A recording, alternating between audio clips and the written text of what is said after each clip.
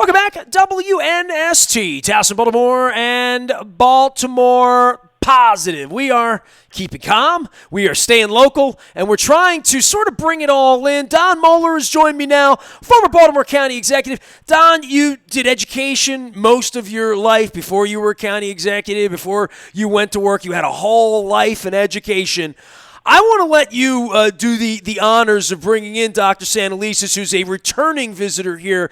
We call them returning champions. But this has been, for all the challenges of business, and we've gone through that, and challenges through all of the community. We're going to talk to arts people next week. Education is your thing, and it's no surprise that in the early going here, you want to address what's going on for children, for parents, for educators, for administrators. This is as big a mess in the world of education as it is anywhere else. Well, I think that's well said, Nestor. And before I bring our guest in, I just want to, as always, ask people to remember our sponsors at this difficult time. Our friends at State Fair Restaurant in Catonsville. They've got lunch, breakfast, lunch, dinner. You can call. They'll bring it right to your curbside. Small businesses are hurting. Help them out. Fadley's downtown. Lexington Market closed down. But I spoke to Damie Hahn, the owner, yesterday. They are shipping out daily. I went on today, Nestor, ordered a bunch of crab cakes, some crab soup. It'll be here in the next day or two. Support Fadley's and our newest sponsors out there at Moeller and Gary Realtors. Jeff Moeller continuing to show homes via Skype, via Zoom, video tours. They're continuing to do the good work. So give Jeff a call at Moeller and Gary Realtors. I think it is safe to say, Nestor, that our next guest was one of our, we don't like to have favorites. We're like moms and dads. You can't have favorite children. But I think it's safe to say quietly, if nobody is listening, that Dr. Sonja Santelises was one of our favorite guests. She was with us in November, episode 104, 105, 106. Dr. Santelises, welcome back to Baltimore Positive. Oh, thank you all. It's great to be back. Well, last time we got together, we didn't think, well, we'll call you back in the middle of the pandemic when everything's shut. I mean, it has been crazy. Don, I don't know if you know, but I ran into Dr. Santelises literally about 48 hours before the shutdown. We were together at the Fellowship of Christian Athletes event. Don, you and I spoke to Frank Kelly last month, right before the shutdown at Fadley's. It's incredible. It's a Baltimore thing, but it's incredible how much times can change. You and I were actually fist bumping that night, I think. We were still allowed. That's right. We were. You were allowed to we did. to still touch hands. Doctor, I have to tell you, I was thinking today, and Nestor references my career in education, and I know you have your doctorate from Harvard, and I noticed that the doctorate is in administration, planning, and social policy. Administration, planning, and social policy. And I'm wondering which one of those courses entitled Dealing with a Pandemic. Which course was that at Harvard? I think that was the second semester of my first year of doctoral study. No, not at all. Oh, my goodness. So tell us, just take us behind the curtain. What the heck does it feel like? What's going on? How are you trying to keep the Baltimore City public schools running in what truly are unusual times? Well, and I think, Don and Esther, we're doing a lot of what a lot of people are doing. We are forecasting based on scenario and, ever-changing information. But I will say, and, Don, you know this in particular, when you're in education, you very quickly have to focus in on kind of what are the main priorities, right? And so immediately we knew with our student population that we were going to be shifting from, keeping buildings clean, and we had those we had those protocols in place.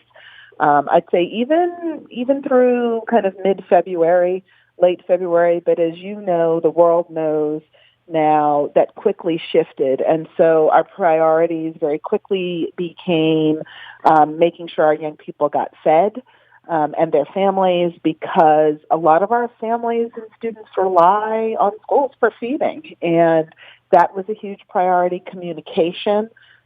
We knew and know that communication and connection means a lot during this time, and so we've been putting things in place for that. And then the third was continuity of learning, and we knew that school would not be the same Don, I'm not telling you anything you don't know, and Nestor, you know this just as somebody who went to school, right? That being in classrooms and schools with teachers, with principals is not the same as being at home, but the approach that we're taking, and I stated this morning in a virtual meeting with all of our principals throughout Baltimore City Schools. I said there's two pieces. There's continuity of learning now, which means we are not seating this, remainder of the year or through April 24th as just lost time. We are going to do what we can to support families and students in continuing learning. But then we also know very realistically that we are going to need to have some kind of educational recovery plan because for a lot of our young people, we know that this is a particularly difficult time, and we will need to help fill some of the gaps that are being not only created but further exacerbated because of this pandemic we're all living through.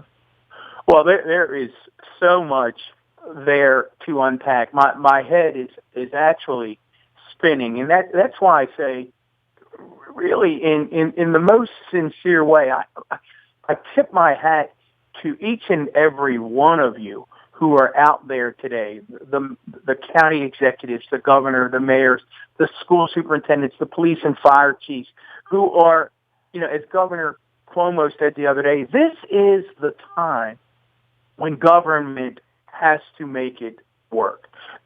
For all those folks who occasionally want to poo-poo government doesn't matter, they're finding out right now this is a time when government has to work. And just the things that you touched on, Dr. Santelises says, let's start with the basic human need, which you alluded to. How many students, again, for folks who don't know, in the Baltimore City Public Schools? So we are a little bit over 79,000 students. Okay, so 80,000 students, and your first thought was, how do I feed my boys and girls? So walk us through the thought process from that point to where you actually feel pretty good that you're trying to feed your boys and girls. Give folks a sense of how that happened, how it evolved, and how you made it happen as the boss.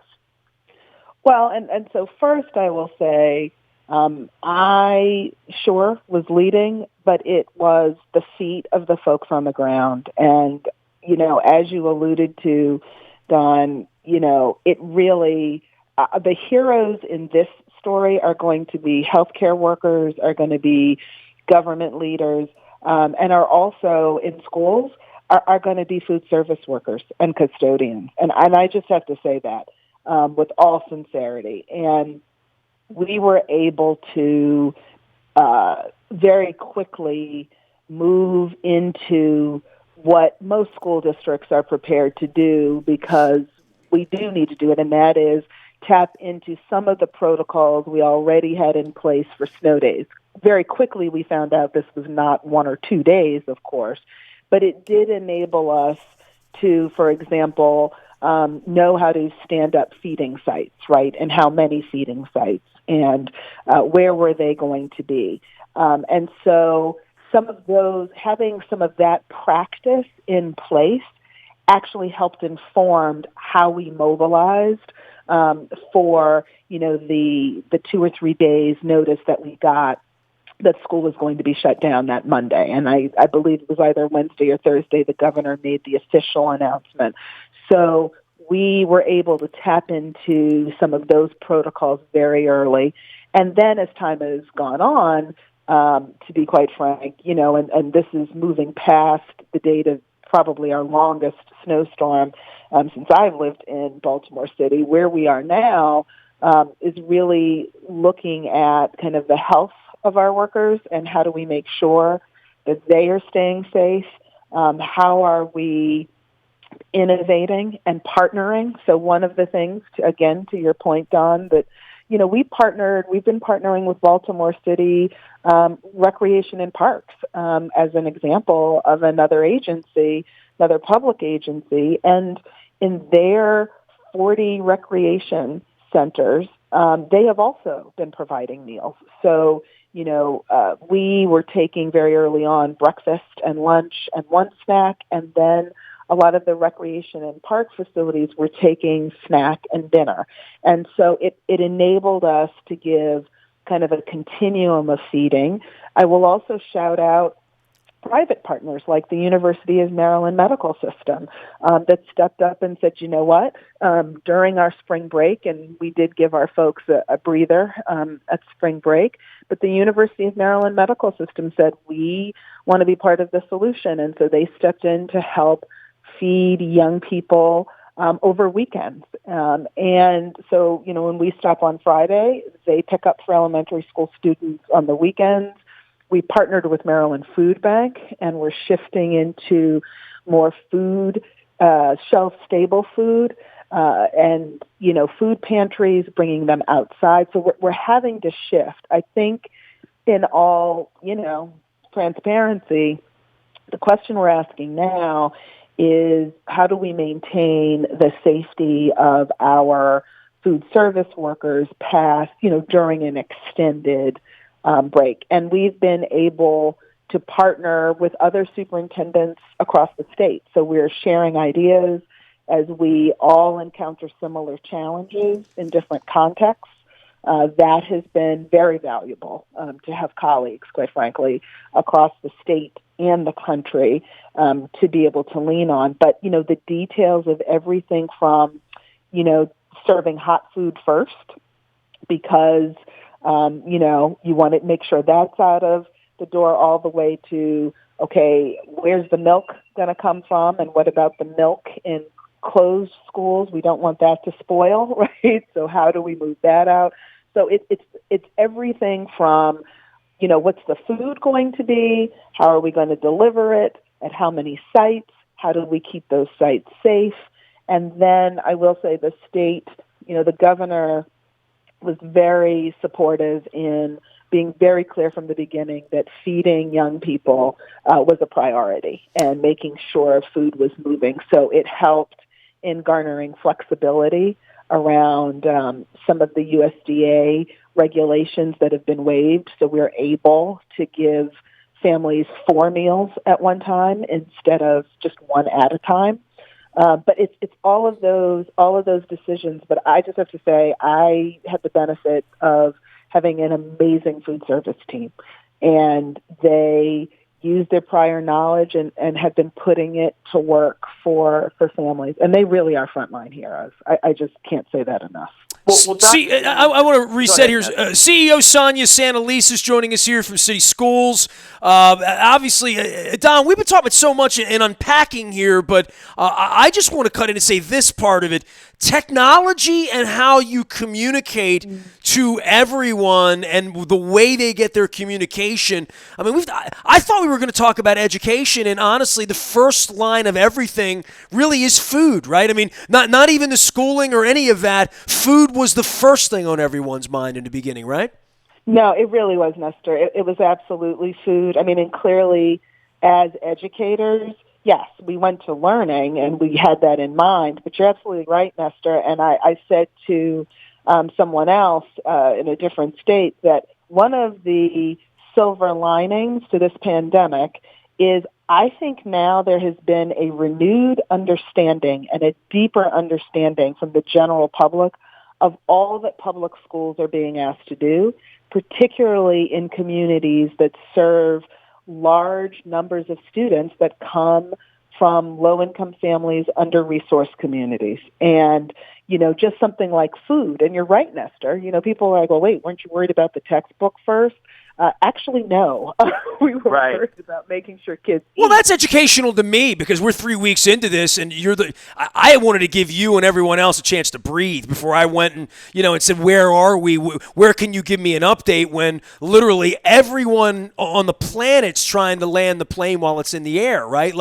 Fly it and figure out how to change it. And we've talked to so many business owners, but we focus today on education. Don, go for it because I know you got a lot going on, but I'm still worried about the technology communication part of educating people as to the virus, as I have Purell on my hands because I touched my face a minute ago. Well, and I think we want to talk about that as well, Nestor. I don't want to leave food just yet. I have one or two quick questions for Dr. Santelises, and that is, one of the things I think folks ask in these times is they give you high marks. They give the school systems high marks. It's like, wow, you guys really have done great work in trying to feed the kids.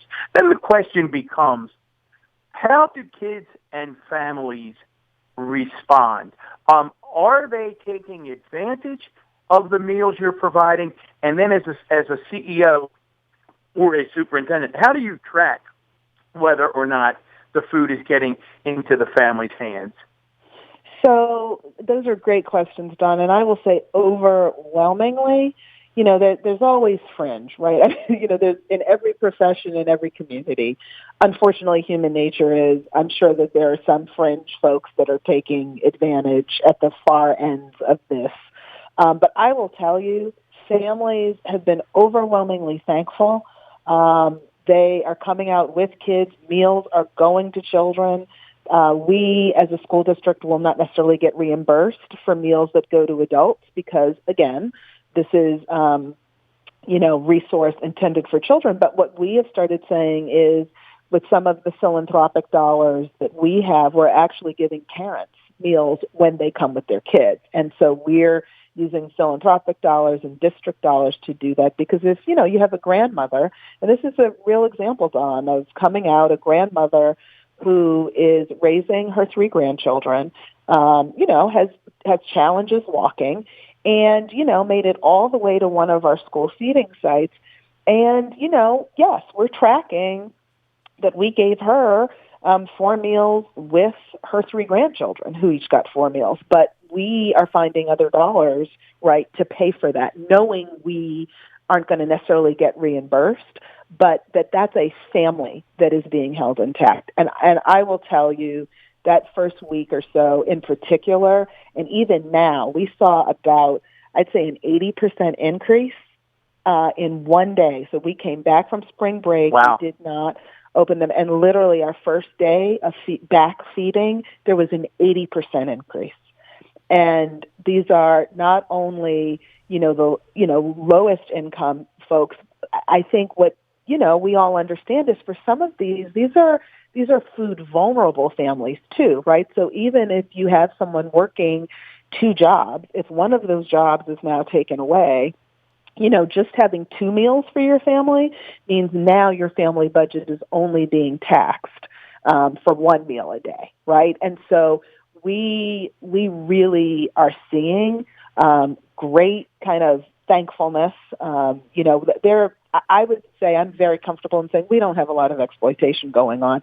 Our food service workers know how to track families, and in the cases of adults that are coming with families, we're just finding out, again, we're using philanthropic dollars to make sure families are whole. I think, and that really helps understand the issue. I think folks that I've heard from aren't so much worried about the exploitation as they are the flip side. I think they're worried about, are families who need the food, are they aware where to get the food, and are they coming to get the food? That's the question. Well, that comes back to communication and technology and how you get the word out when people get the word in so many different ways, right? Yeah. So with that, and that is, as you all know, given that we have broad swaths of our community that does not have access to technology. Correct. We're now that we're kind of 2-3 weeks into this, one of the things that we started doing is flagging our vulnerable populations. I know you're going to have an esteemed principal on later, and I will just say, one of the things I said to our principals this morning is you all are actually our eyes and ears into the corners of our communities, right? So we knew in the first level of communication, posting online, robocalls, sending flyers home that last day of school, those kinds of things we did early on, but we always knew, to your point, there are some families that are cut off or far more distant. And so one of the things that, frankly, our school leaders are incredible with, and I said this to them this morning, is you all get to flag who your most vulnerable families are, who you know are living in some of these conditions, who aren't going to know. And those are the ways that we're then deploying volunteers. We have, volunteers from all corners of the city that, people who want to help. And some of the ways that we are getting ready to deploy them is actually following up with our most vulnerable families, our kids, our older students that frankly are homeless or have a home situation where they actually aren't home very much. And so right now that we've got some of the other systems up and running, we really have started turning our focus into some of those most vulnerable families. So no, you're absolutely right. We knew that would be the case. And that kind of one-on-one reaching out is the place that now we're really focusing on. Yeah. For those of you just joining us, we're with Dr. Sonja Santelises, CEO, Baltimore City Public Schools, trying to manage a school system, deliver instruction, feed kids through an unprecedented pandemic. It's interesting, Dr. Santelises, when you speak, what I'm struck by is we hear over and over as we hear individuals discussing this pandemic on the news about the need and the skill set for Army generals in terms of logistics. And the role that you're really playing now as a CEO is indeed that Army general, right, managing the logistics of the entire school system. No, that's absolutely right.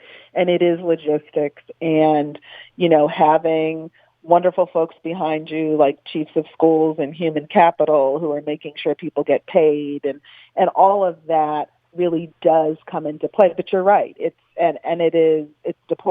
organization, it's deployment, it's need identification. But in the end, you have to have the foot soldiers. You have to have the people that are on the front line. And that was part of why it was important for me to touch base with principals this morning, to let them know that I know.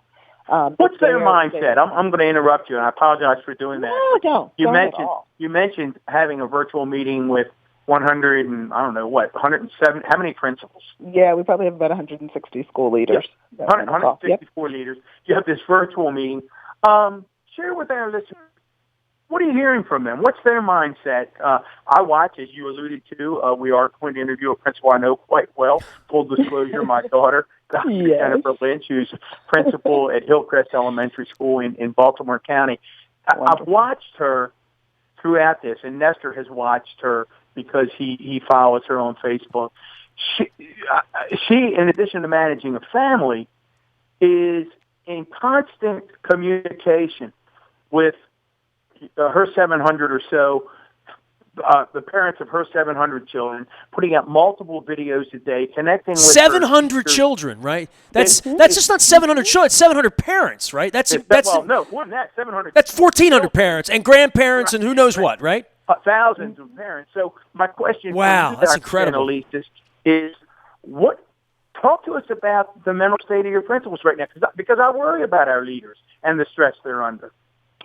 Yeah, no, I mean, and it absolutely is a challenging time for everybody, particularly, as you noted, for those folks who are holding hundreds of families, hundreds of children, as tightly as they're holding their own personal families. And so one of the things that we have really tried to do is make sure that they have the opportunity to flag issues. Even today, even this morning, I made sure that I left time for questions. I wanted them to be able to ask questions, hear what's on their mind. And for a lot of them, they are concerned about their most vulnerable young people. They are also flagging, kind of some of the bureaucratic thorns that they want to make sure aren't going to kind of bite them or their students, right? So we talked about everything from graduation requirements to what will grading look like, to what happens with young people who can't get the packets as early or can't come to pick up their laptop. Their minds, based on their questions, I have to say overwhelmingly, were about mitigating negative impacts on their students and helping to support and keep students and families going. And so we really had to, and one of the things, and I have a fabulous chief of schools who has been amazing during this and has also been communicating with them regularly, because we knew, as you noted, communication is imperative at times like this. And one of the things that we've said, and I think is the posture of leadership, quite frankly, is we have to have urgent empathy. We have to be urgent. We have to absolutely move smartly and be able to iterate quickly, but we also have to have empathy. We have to have empathy with our staff. I have school leaders who, frankly, are dealing with their own sick family members, who are worried about elderly parents in New York or New Orleans or Detroit, and they too are managing the stressors of a pandemic while they are simultaneously leading, as you noted, to calm hundreds of families. So this urgent empathy, this emphasis on relationships and connections, and then using those two kind of driving forces to then help drive continuity of learning. But knowing no continuity of learning will take place if those other two aren't already fixed in how we're approaching the work. Well, Nestor, we keep a glossary of terms here at Baltimore Positive. We had hatreds of indifference, hatreds of incompetence. I think we will be adding an urgent empathy to that list, because I already wrote it down. I was typing it. Anybody that was watching. Urgent empathy, really catch it. You know what's urgent empathy during the stressors of a pandemic. She went to Harvard. This is what I'm here to learn. Okay, I mean, I'm one student who's learning and getting communication via the new technology here. You should be proud of me as a city resident, Dr. Santelises. There will be taking copious notes. Well, Dr. Santelises, what I'm struck by. And again, I put my educator hat back on here. That's why I love talking with you. How many times today in your conference with those principals was the term "my kids" used? Endless. And right? You know that, which is why you asked. Absolutely. That's what they're focused. That's right. Well, and a parent would say the same thing, Dr. Santelises. And the one thing that befuddles me, look, I'm watching all this because my wife watches daytime TV, so I have seen every child crawl into every lap. Coach Billick, our partner here, had his grandson in the lap doing NFL Network when Tom Brady signed a couple weeks. I mean, children are everywhere now on TV because people are working from home. My cat has been on with me. But parents as teachers, right? Like, that is a different... I keep thinking if I have an 8 and 11-year-old homeschooling and what's going on in America in a lot of places where kids aren't going back, do you have any advice, practical thought for anybody out there that is dealing with that? Because I don't think every parent's cut out to be a teacher, right? And I think every parent is realizing if they're trying to homeschool their child in any capacity at all and keeping this together, just what a professional looks like when a professional is a teacher. You mentioned new appreciation for things. I will think every parent will have that appreciation before this is over with. No, I will agree, and I will tell you all a secret that I don't always say publicly. Prior to getting into educational leadership, my original intent was to homeschool our 3 girls, and then clearly life took a different path. You took an easier job, obviously, right? I took a much easier job, but I will tell you, as somebody who, and I'm very proud of the fact that I taught all 3 of my daughters to read, and they were trembling at the thought of, oh God, now she is going to be the one teaching us, and we're going to have to do all this work. Not her. Yeah, they were just like, oh my God, this is going to be 10 times harder than school, right? Because, they know how I am. But I've got to tell you, Nestor and Don, like, they will tell you, they have given me much grace, to try to continue to run a school system, right, with 80,000 students. They give me grace and I give them grace. How old are your children? Tell everybody that don't know. So I have one 14-year-old daughter and 2 twin 11-year-old daughters. So That's the easy stage, 11 and 14 with girls, right? No problem, right? That's right. It's pretty easy. Well, and I will say my chief operating officer has 4 children under the age of 7, and I do not know how she's doing. It's amazing. We get to hear her toddlers over the phone when we're talking about sanitizing buildings.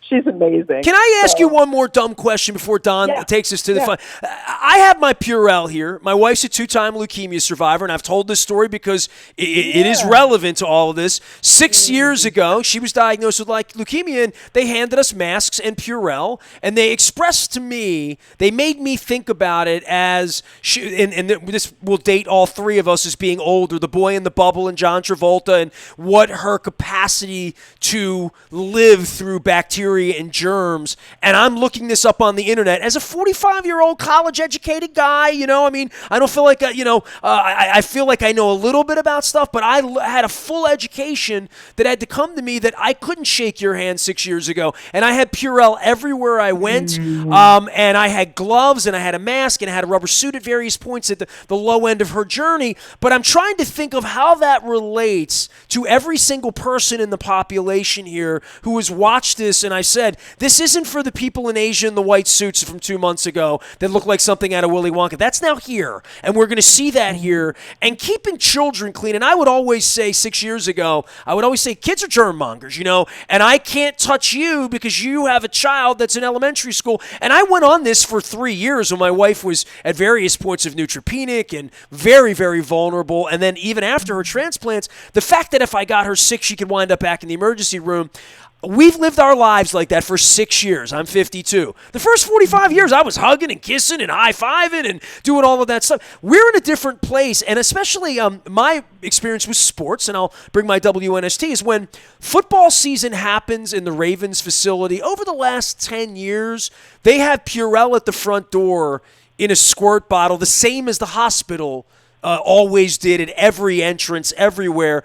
Tell me about what school looked like 10 years ago, maybe 20 years ago, Don, for you, as versus where we are and what we know about germs, even before this, as to children spreading germs. Because I've seen school districts get shut down for flu or shut down for whatever, mumps, measles, whatever those things would be. I'm assuming you know a lot about this and probably knew a lot about this before Wuhan 3 months ago, because that was also something in your playbook, which is if all my kids get sick, we don't have a school, right? No, absolutely. And I think one of the things that we did, in full disclosure, we had to become much more vigilant about, for example, making sure there was soap in the dispensers. And so, yes, there's Purell, but there's also just basic soap and water, right? And how do we continue to reemphasize that? So before schools were closed, matter of fact, we have a great video that was made with young people kind of acting the roles of, these are the things you have to watch for. And so I think in the same way that you so wonderfully describe you and your wife's courageous journey and the way that you embraced that with a fervency, we've had to do the same thing. And I think, things that we would brush aside there's no soap in that dispenser became really a matter of kind of life and death. Were we going to help to perpetuate the spread of this disease, or were we going to actually help stop it? Made, I think, school communities think very differently that, again, they're, if you don't have soap in the dispenser, okay, we'll change it 2 days from now, or we'll wait for the shipment. And that became, me at a board meeting saying, if you do not have soap, call the central office because we will bring you soap, because of exactly that revelation that you're talking about. And it absolutely has changed the way we do it. Again, it's that logistical officer approach. Before we get out of here, and again, you've been listening to Dr. Sonja Santelises, CEO of Baltimore City Public Schools, one of the heroes out there. She would tell you, along with her folks, she would give the credit away to the folks on the front line, but certainly school superintendents and CEOs navigating uncharted waters, I think, are worthy of all of our gratitude. Dr. Santelises, before we go, let's talk a little bit about where the rubber meets the road here. One of the things I hear from parents, and I see it all over social media, is they're panicking they're feeling inadequate. Their thought is, oh, my God, my child's going to lose 4 months of school. They'll never catch up. They'll never get into college. Their life as we knew it and planned it is over. I think that fear is real to them. What do you say to them? What I say to them is we will push through this. Make sure, and again, this varies for different age groups, focus on maintaining skills. Like if you've got to do one thing, make sure, no matter how old your child is, that they're reading every day, even if it's for a little bit, right? That's a foundational skill that does not go away. Make sure they're doing some kind of math. And again, levels will vary based on families' ability to support that. But to the extent that we are now in a place that we haven't been before, let the focus be on maintaining the skills that you can support. You don't have to now become a fully certified teacher. Give yourself grace, which I said earlier. I've had to do it with my girls. Give yourself grace. And 3, know that the entire country is wrestling with this. So places like the College Board have already granted some waivers, have already made accommodations. We're already at the state level talking about adjusting transcripts and things like that. So know that we are also concerned about futures. I've said in Baltimore City, our focus for technology right now is our juniors and our seniors in high school, because I don't want young people having gaps in their learning. So rest assured, absolutely keep surfacing your big questions, but give yourself grace, focus on the basics and maintaining academic skills. And then most importantly, make sure you're connected to your kids. Do not underestimate the family time together. Sure, if you're, blessed enough and you can close doors and people are, get some space away. My 14-year-old the other day said, I need a little time away. And I was like, great, have at it. Go to your room. We'll see you in 2 hours. Sure.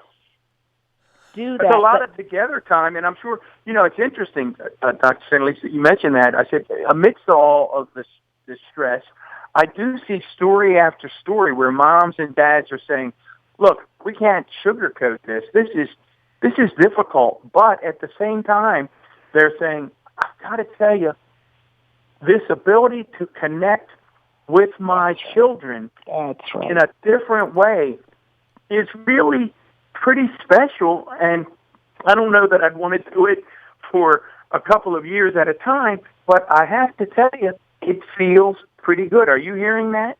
Oh, without a doubt. Without a doubt. And again, clearly there are families that, that are experiencing challenges, but without a doubt, I'm seeing families walking more, posts on social media about game night. I've seen TikTok videos that have been outrageous, right? Oh, they have been fabulous. Trapped families. And you get a chance to develop skills. My girls have probably cooked more during the day in the last 2.5, 3 weeks than they have the 2 or 3 years prior. The time we're spending as a family, one of my younger daughters who admittedly does not like math very much has whipped our tail in Monopoly a couple of times already. Mm-hmm. And that time is time that in the fast pace of our world, we don't always get. So embrace the moments where you can, and again, give yourself grace. Like, okay, great, you had peanut butter 2 days in a row. Like, that's fine. Like, I'm eating ice cream every night. I'm proud of it, and I'm not going to apologize for it. How about that? We'll be okay. We'll get through this. Real quick, the lightning round. What does curriculum delivery, and this is terrible to give you this as the lightning round, but what does curriculum delivery look like now for Baltimore City public school students? How are you all delivering the curriculum to them? Yeah, so on that one, lightning round is that there's as many venues as possible. So we are using cable television because we know a lot of our families aren't connected. We use some emergency funding, as I referenced earlier, to purchase more Chromebooks targeted towards our high school students so that their coursework can continue. It looks like teachers at the high school level having Google Classroom sessions a couple of times a day. It means that we're able to post, and we're really thrilled about this actually, because we partnered with our curriculum folks to post really great teaching that our teachers didn't have to do. Our curriculum partners did for us and took some of their best teachers. And we actually have parents from other counties who have called, who have previewed some of it and said, wow, this is great stuff. And we're launching that on Monday. And then to harken back to something that we talked about earlier, realizing that we have families that we are going to have to go out and find, that we're going to have to connect. And so we're working with Comcast, some of our local partners, to waive overdue bills so that young people can get access to Wi-Fi. We've got low cost for some families that we know are vulnerable that we're picking up, but our curriculum and instruction people had no spring break. It was spring break in name only. Janice Lane, that team, they worked tirelessly to really put that together. We're working with the state for our adaptation for our special needs students. So it will look different. We will have time we will have to make up. We are not getting the full course of instruction, but what we are committed to is providing standards-aligned curriculum, learning opportunities for young people at the same time that we know we're going to have to plan to help fill some of the gaps from this time, too. Was that a good lightning round, Don? Well, and I think that was acceptable. As I said, we're not supposed to have favorite children, but privately, well, nobody's listening. We'll say that we are indeed with one of our favorite Hall of Fame guests on Baltimore Positive. Real quick before we wrap it up, I know not everyone's connected. Not everyone has access to a computer. I know libraries are shut down, but if they do have access to a computer, best place for them to get information is BaltimoreCitySchools.org. Is that the best resource? Yes, yeah. If you go to our website, literally you can't go now without the COVID health updates, and even within the health updates, you will see the links. It's all right here. Meal sites, learning packets. It's right. one click, and it's very, very. Even I can figure it out, Doc. You know. No, that's Baltimore City Schools.org. Dr. Santelises, can't thank you enough. I hope we can impose upon you as this carries forward to have you back on again, because I think these updates for our citizens are vitally important. You're a good friend. We appreciate you taking the time, and I certainly wish you nothing but the best. So thank you very much. I've said publicly the toughest job in the city, not the mayor. I think it's your job. So we'll continue to keep an eye on everything that's going on as we hopefully get through this together, and we appreciate the time. No, I appreciate you all, too, for, keeping the community informed, and, thanks for all your prayers and well wishes and support. So thank you both, too. And you forgot the most important thing. I got to tell everybody, wash your hands, okay? It's the most important thing, right? That's right. Wash your hands and sanitize, right, Nestor? I didn't even go to Harvard, and I figured that out. Dr. Sonja Santelises is joining us here. We give her a hard time because she's from Boston. You know, the Red Sox and the Orioles, we don't have to worry about that this year, so there's no more of that. Don Moeller, of course, former Baltimore County executive. Make sure you're checking out all of our sponsors at State Fair. Out in Catonsville, you can still get curbside there. Our friends at Fadley's, you can order crab cakes and ship them anywhere, and they're dying to send them to you because the crabs are going to be delicious. Springtime, the weather's breaking a little bit. You can still ship with Fadley's. Make sure you do that online. And, of course, Moeller and Gary Realty as well. Don Moeller's son, Jeff Moeller. It's going to be like all in the family around here this week. We have his daughter, Jennifer Lynch, joining us, Dr. Lynch, joining us to talk about elementary schools and education this week, as well as Dr. Darrell Williams joining us from Baltimore County, who has a similar role as Dr. Santelises, and we're all in this thing together.